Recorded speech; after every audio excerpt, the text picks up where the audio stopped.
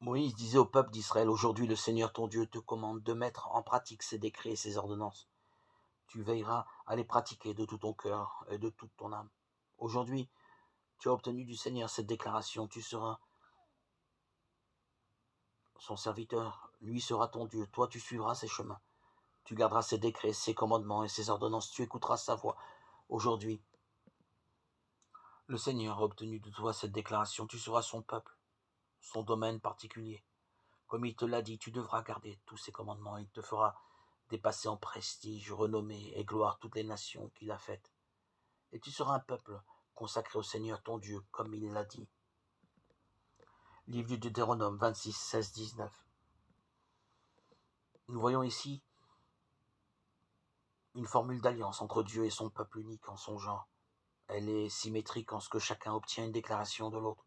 Tout se passe comme si les humains venaient traiter d'égal à égal avec Dieu, dans un respect mutuel de la parole donnée. Les exigences apparemment sont dissymétriques. Dans les deux cas, le peuple s'engage à observer les commandements.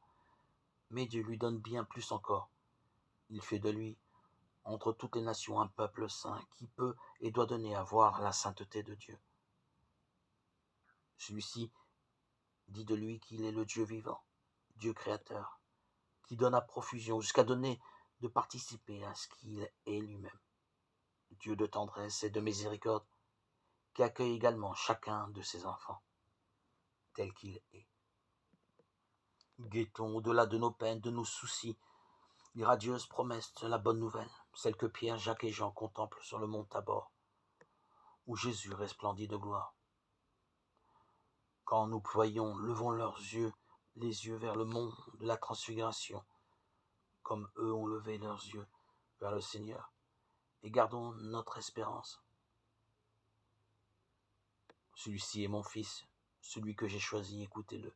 Luc 9, 35.